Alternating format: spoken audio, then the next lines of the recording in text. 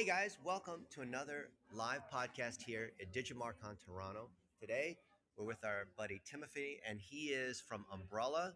They do full scale digital marketing for SMB, working with small businesses, helping them with influencers, SEO, PPC, super competitive landscape.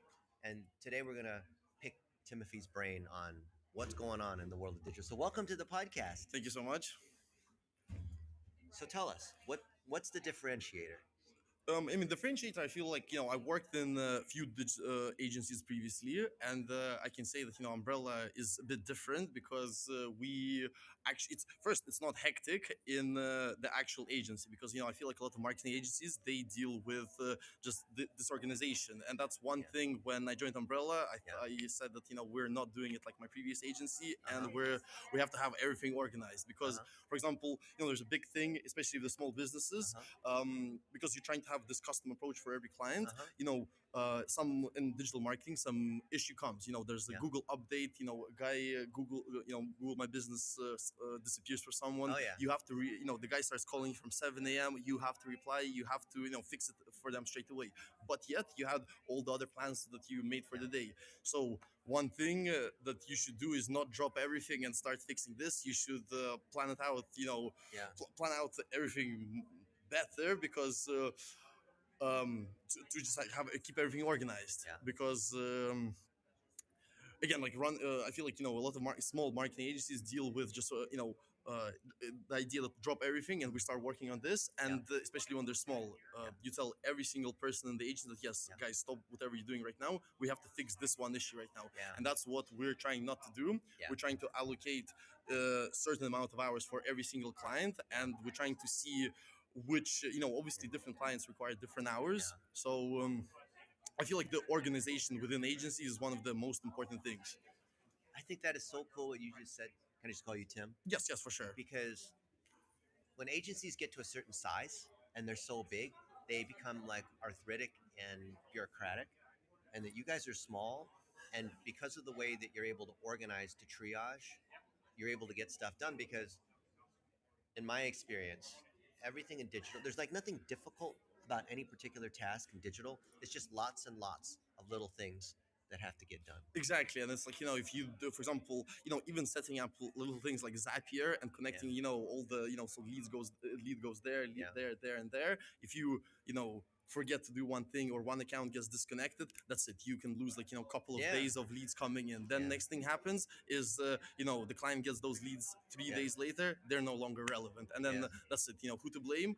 You. That's it. So yes, Yeah, it's, exactly. But the ads get disapproved, or something gets your that's GMV gets suspended. Then now you have to be the firefighter, right? yes, you're always Yeah. the firefighter. There's always the fires Yeah. like you go on, and that's always setting them off. And yes, So you've been in multiple agencies, and now you're working at Umbrella. What have you learned from being at other agencies? from other agencies, I learned that it also depends a lot on the management. I feel like a lot of the agencies that I worked in previously, the management felt like you get like account managers, and you can just lay everything on them, and if whatever one account manager leaves, they're like, oh, we can just hire another one, and then It's a factory. and then the thing is they'll have like whatever 1 month to lock in with the clients, and if they start doing something wrong in 2 months, 3 months, they're to blame, even though they're very new to working with these clients who have been with the agency for years. So the clients are used to a certain approach, and then you're no longer used to that approach, and then you're some management expects you to work not 9 to 5 but 9 to 10, for example. Like the full day.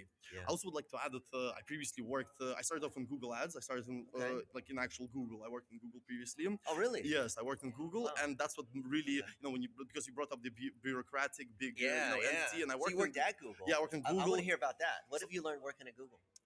I learned that working on the floor with 100 people, it gets really hard and hectic.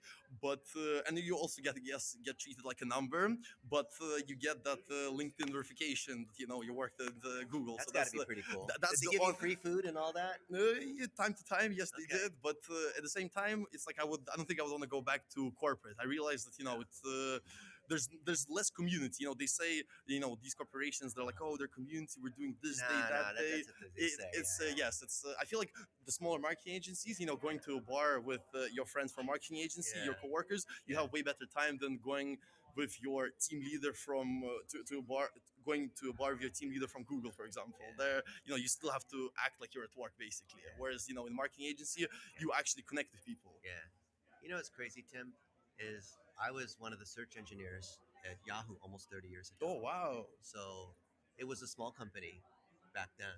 And by the time I left, I think we were at like 2,500 employees, 3,000. I don't know what it is now. Like search engines now have And like what's the when you started? Like, how many employees was it? a few hundred. Oh wow, wow! So you grew with it, basically. You helped it grow. So we did a lot of things that were very non-corporate. Oh, were, I see. But I see. But and, what happened when you left Yahoo? How did it feel the same, or it was big corporate stuff. It was just meetings and conference rooms and very like back then it was us engineers that were building things. Mm-hmm. And it was cool because a few of us would get together and we would build a new tool and that would become Yahoo Personals. Or my buddy Barath worked on, built Yahoo Mail. Oh Or wow! Brian Acton, who was the co-founder now of WhatsApp. We used to play frisbee. Like Wow. Brian and Jan and I, we played frisbee every Tuesday and Thursday afternoon because we were just engineers and we did stuff like that. And then one day they left, and then a few years after that, I saw Brian like, "What are you doing?" "Oh, we're doing like this text thing." And then I found out it was WhatsApp, and they sold it for 14 billion to Facebook. But back then, it was just us engineers. We were building things, and we didn't have all this like corporate marketing stuff.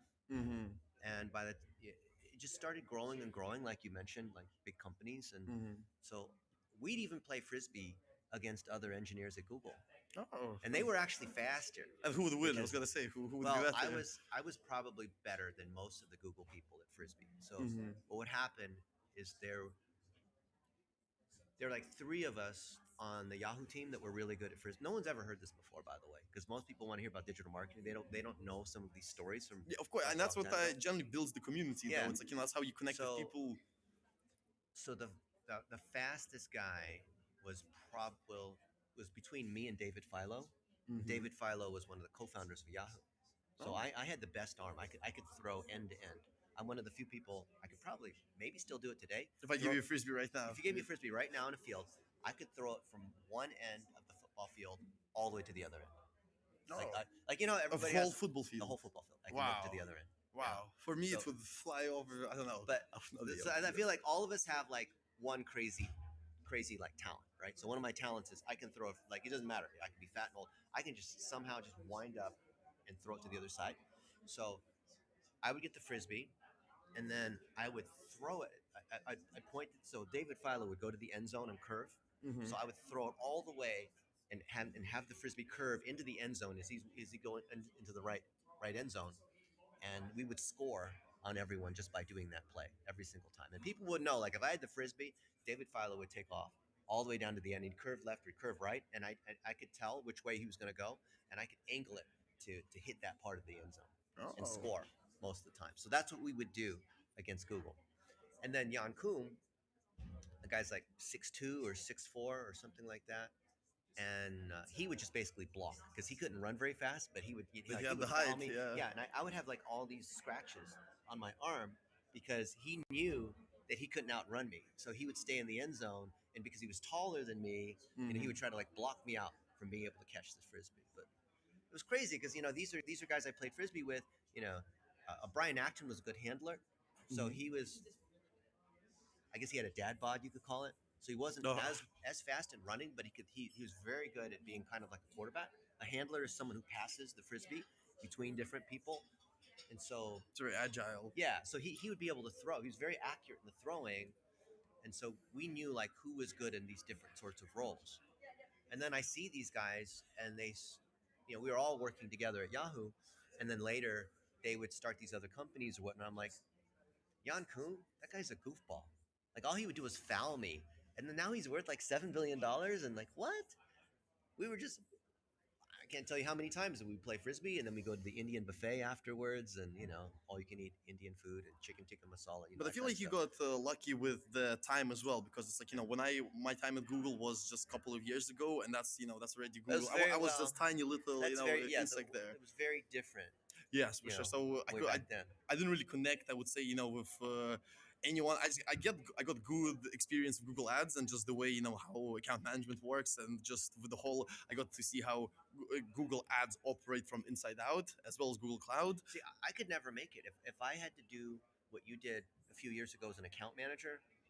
And there's all these random small businesses, and I'm trying to help them with their Google Ads, and they don't even know the first thing about PPC, and their expectations are all goofed up. And then I'm talking to lots and lots of random businesses every time. It's like I'm constantly on every business I talk to is like I could never do what you did. I was just very lucky because I was there early when you could suck. But you're also an and still be engineer, good. right? Yeah. You specialize in something else. For me, I'm Yeah. the talker.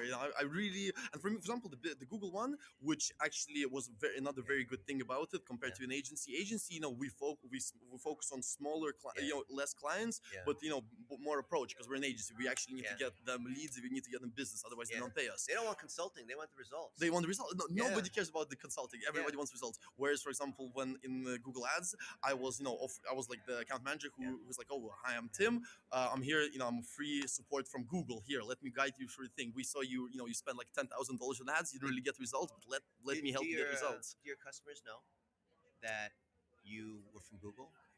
Does Umbrella use that as a selling point? Like, yeah, we do PPC and SEO, and there's a ton of agencies out there, but I'm Tim, and I used to work at Google, so you kind of there's there's credibility. It does really right? help. It's like Yeah. it's also the previous job I got.